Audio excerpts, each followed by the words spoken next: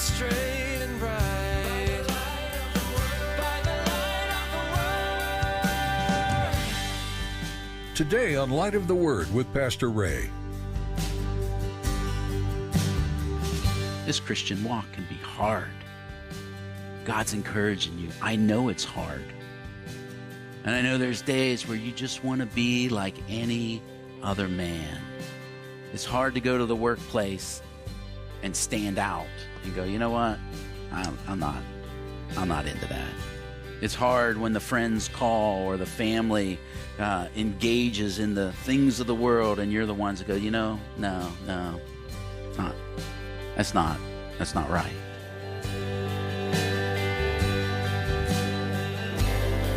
Open your heart to us, Lord, so we can know your word. We come before you, Jesus. Speak to our hearts as we discover your love for us. How wide, how deep, how far. Pour into us so we can learn to follow. One surrender at a time. You have made the way for us to know you, a path that's straight and bright. By the light of the word. Do you ever get tired of following God's rules? Do you sometimes wish that you could just be like everyone else and think about yourself instead of putting others first? Today, Pastor Ray will remind you that as a Christian, you are set apart as a child of God. God knows that living the Christian life is hard. Ask Him to fill you with strength through the power of the Holy Spirit, so you can stand up for what's right, even if those around you are not. Well, let's join Pastor Ray in the book of Judges, chapter 16, for today's edition of Light of the Word. I know the devil can't stand the name of Jesus.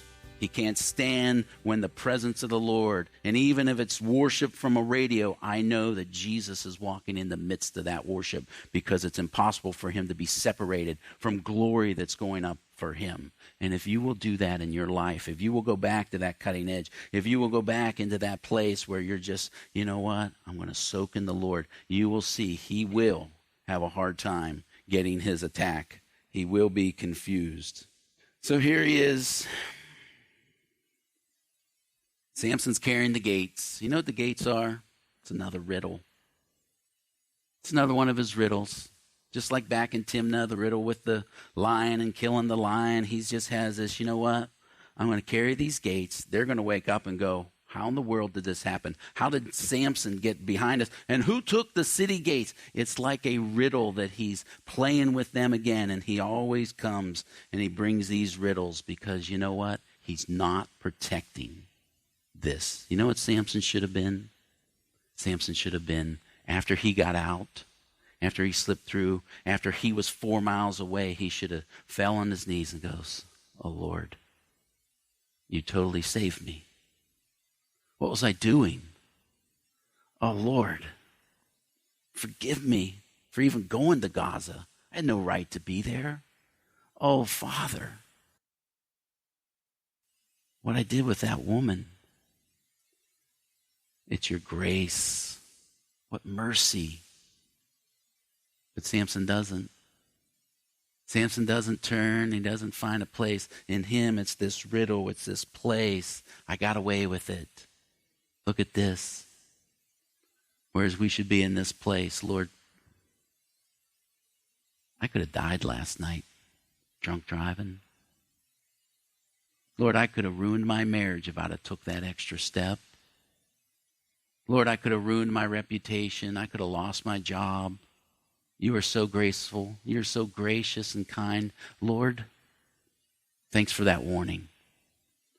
And now I'm going to take that warning and I'm going to do something with it. And I just pray the Spirit of the Lord speaks to whoever needs to hear it. If you're playing in a place that you shouldn't be, if you're treading into an area that you shouldn't be, God is speaking to you and saying, stop, turn back, because I can't promise you that it won't end in disaster the next time. Why does God tell us this story? Because God's piecing this story together. This story is a setup for the next part, the final collapse of Samson. The next piece that we find Samson, this story plays into it, because Samson didn't turn and go, Lord, thank you. Oh, you're so gracious. Instead, Samson builds a confidence on this of, I can progress, I can head on. And even verse 4, he doesn't get it. Afterwards, it happened that he loved the woman in the valley of Sorek, whose name was Delilah. So he's down in another Philistine city, a place that he shouldn't be. Sorek means valley of choice vines. As a Nazirite, he shouldn't be anywhere near vineyards. Here he is, and Delilah means to impoverish, to make impoverished. So here he is. I'm going to a place I shouldn't be, and here I'm entertaining with this girl who her very name means to impoverish. Verse 5, and the lords of the Philistines came up to her and said to her, entice him and find out where his great strength lies, and by what means we may overpower him, that we may bind him and afflict him, and every one of us will give you 1,100 pieces of silver. Entice him. Figure it out. What is it that makes him so strong? It says Samson loved Delilah. That's very clear in verse 4. Samson loved a woman. You know where that word is first used for love in the Bible?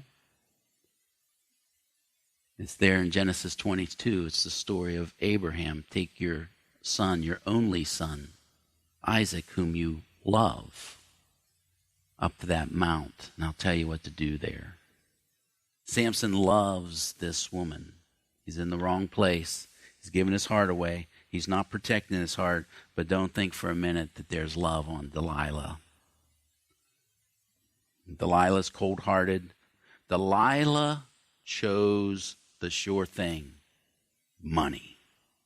There's 5 lords of the Philistines we've studied in prior chapters. Each one of them is offering her 1,100 pieces of silver. That's 5,500 pieces of silver. You know what? You could live extremely well on 1 piece of silver a day in that time, as we study the weights and measures. 1 piece of silver a day, she's covered for 15 years. You know, you can buy a slave for 30 pieces of silver. She could have bought equivalent 185 slaves. If she was anywhere industrious, she could have bought 10 slaves for 300 pieces of silver, still have 5,200 pieces of silver, and had them serve her. She could have even said, you know what, I want to start my own business, and you guys will go fishing. She was set for life, and here's what Delilah's doing. I'm choosing the sure thing, and money's the sure thing. Diamonds are the girl's best friend. As we look at the world, you youth, young adults who are single, I can't say it enough to you. Oh, please hear the heart of God. If you're unequally yoked, know this. You're operating on 2 different planes. You're operating from a spiritual plane, and that other person is operating on a physical, carnal, fleshly plane. You don't have the same principles. You don't have the same values. And it might be fun for a while, and it might seem like love, but know this. The flesh will always choose the flesh. Always. It will always choose what's best for the flesh. And I find it interesting that here comes Satan. He's changing tactics. And may you recognize this in your life too, as Samson. 20 years. They come like a roaring lion. You know what? Up in Gaza, we're going to come like a lion. We're going to lay in wait real low, and then we're going to come and we're going to jump him and we're going to kill him. Doesn't work. Okay, change tactics. That's what we'll do. We'll change tactics, and now we'll go from a roaring lion to a slithering snake. Let's use intel on him. Let's get some intel and find out where his strength lies and how can we get on the inside. Let's play the confidence game. Let's send somebody in and play a confidence game.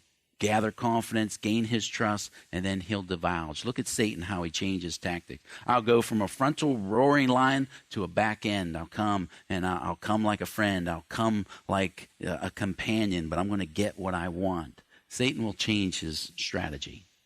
Be ready for that. And I think we can live someplace, and for 20 years, I got all my stop gaps in place. Satan can't touch me, but we miss. Satan will change his tactic. He will change a way that he comes after us and approaches us. But here's what I also see, and you can see this. 20 years prior, back in Timnah, how did he get him? Through the confidence game. You don't get the riddle, you owe me 30 pieces of garment. If you get it, I'll give you. That was like 30 Nikes. That was like 30 iPhones. This was big money, and the stakes were high. So what do? They can't get him through their own means, so they go, and the exact same word, they entice Samson's wife. Exact same word here, entice him. They entice her to entice him. How can we get to him? And what I always say about that, Satan will always go back to the well. If he knows that something works on you, he'll come back again and again and again. And you have to protect that well for the rest of your life. If there's something in your life that you've always been weakened to, if there's something in your life that he's always been able to get you to yield to and bow down to, then you have to protect that and guard that and never, ever consider, I got this covered. And I say it all the time when I talk to some of the young men. I says, you know what?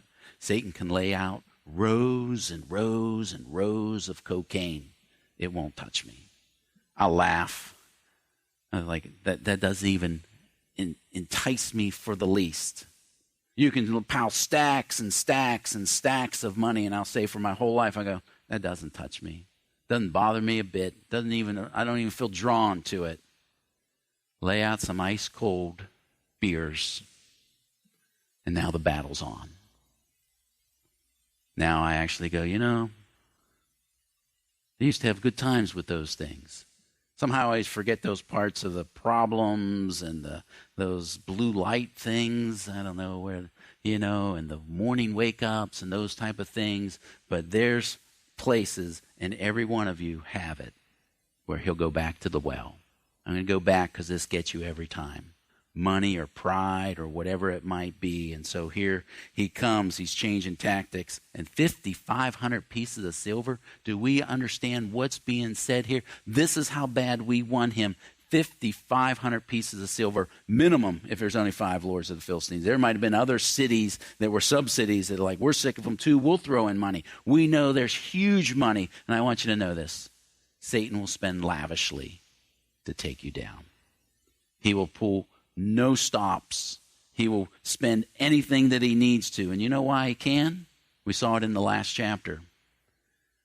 3,000 of Samson's brethren from Judah come up to Samson. Don't you know the Philistines rule over us? Samson's like, no, I don't. I don't acknowledge that. I don't accept that. Well, they do, Samson.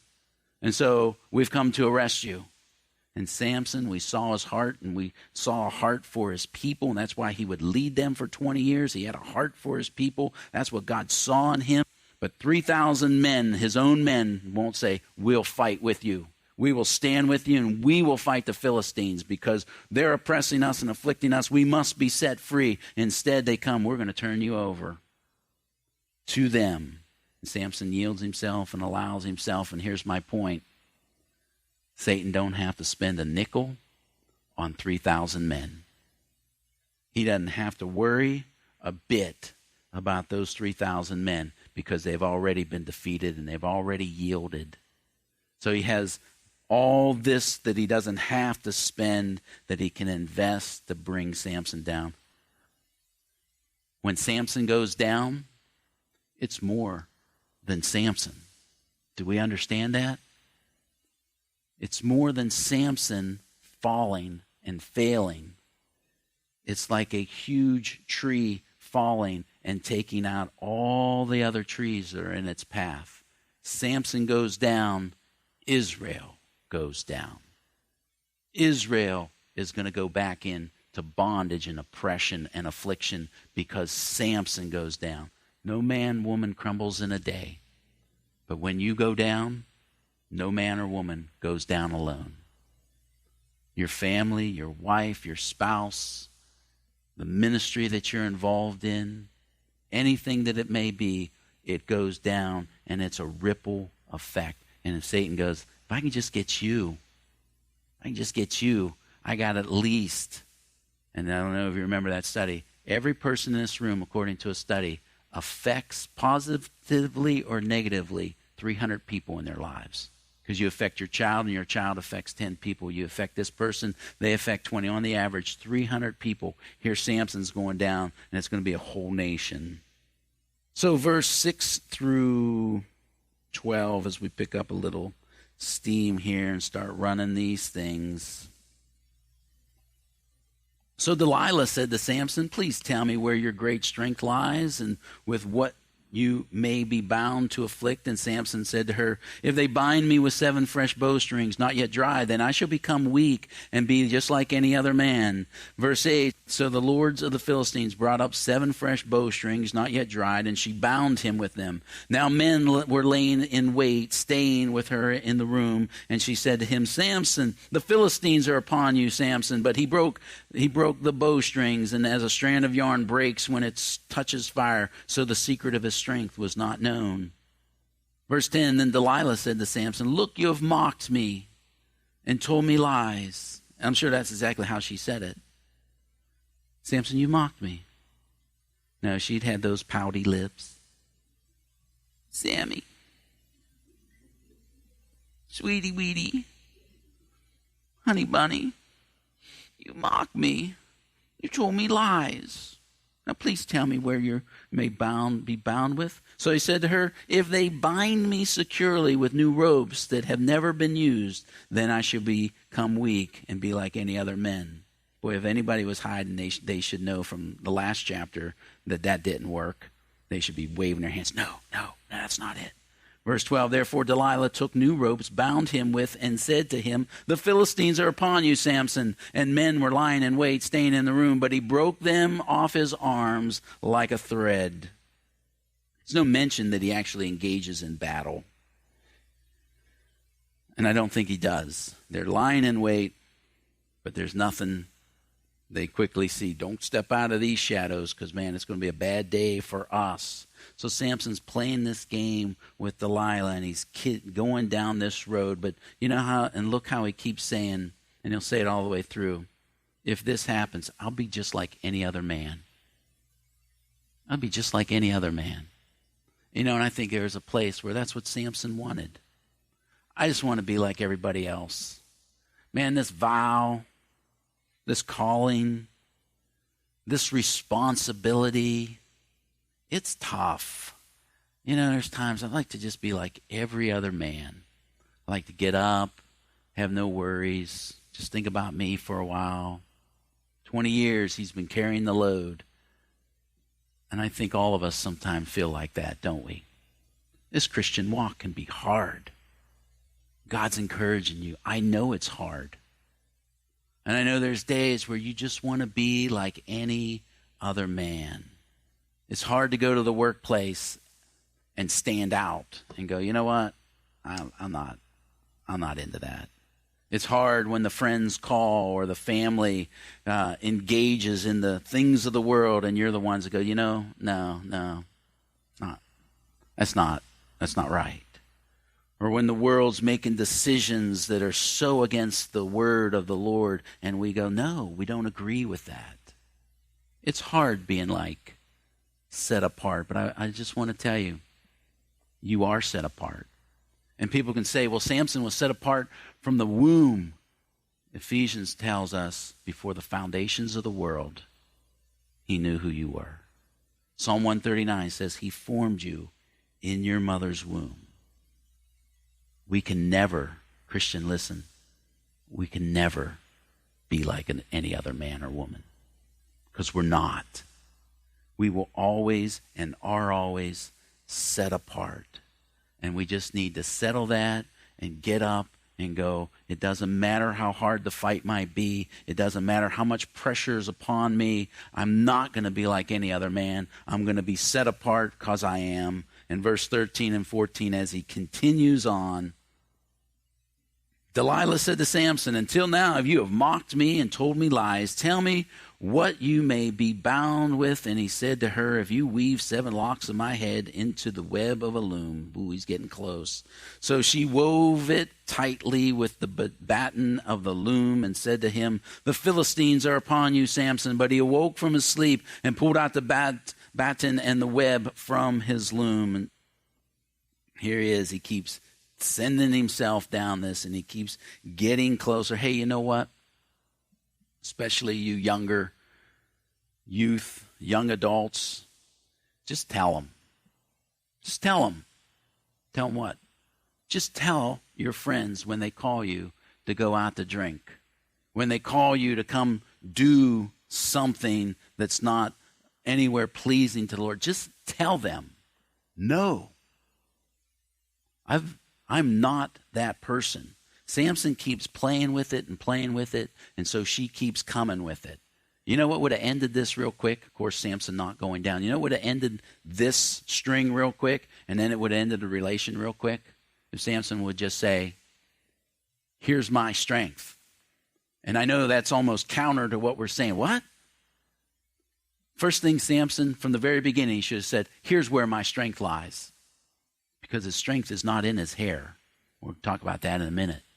His strength was in his vow. I'm set apart unto God. The hair is just an outward picture of what's going on in my heart.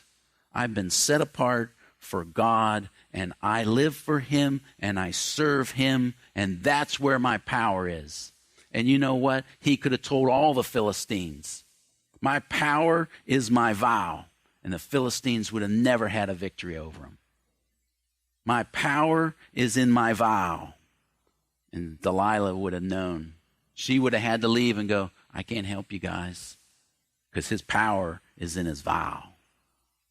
That would have ended it right there. And I want to tell you youth, I want to tell you young adults, you know when they call, let them know where your power is. Let them know that you're set apart. Let them know that you're different, and then they'll stop calling you. They'll just know, don't call him, her, no more, because they're not coming. Verse 15 through 17, then she said to him, how can you say I love you when your heart is not with me, Sammy Whammy, sweetie weetie? You have mocked me these 3 times and have not told me where your great strength lies. And it came to pass when she pestered him daily with her words and pressed him so that his soul was vexed to death, that he told her all his heart and said to her, no razor has ever come upon my head, for I have been a Nazarite to God from my mother's womb. If I am shaven, then my strength will leave me, and I shall become weak and be like any other man. He kept playing where he shouldn't have been. We know that. We've developed that deep enough. But you know what? You know what I see here with Samson, just like we can be? As we discussed before, he didn't give himself an honest assessment. He said, my hair. He missed the part. It wasn't just your hair, but it was not touching the grapes or anywhere near the vineyard, and it wasn't touching dead things. And he left out the carcass. You know what he's done now? He's categorized himself. And we can do that. You know, if I do this, this, and this, I'm okay, and all's going to be well. But if I ever cross into this, this is where a danger place can be. You have made the way for us to know you, a path that's straight and bright. By the light of the word. We're so glad you joined us today for Light of the Word. Pastor Ray Bolus has been teaching through the Old Testament book of Judges, the account of Israel's cycle of sin, punishment, repentance, and restoration. Israel didn't follow God's law and promises fully, and so had to face the consequences of continued disobedience. God was merciful when they realized their mistake and cried out to him, and he raised up men and women of integrity to lead the people home. Cycles of sin can appear in your life too, and you may feel you can't break free. Jesus has made a way though, and today you can leave your sins at the foot of his cross. We'd love to tell you more, so please give us a call at 443-995-3282. That's 443-995-3282.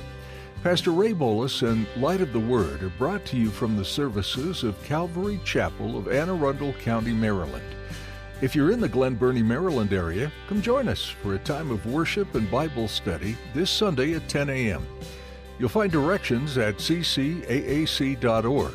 If you're not nearby, you can still join us for the service by streaming live online. You'll find a link at ccaac.org. That's all we have time for today. Thanks for tuning in to Light of the Word, illuminating the heart of God. You have made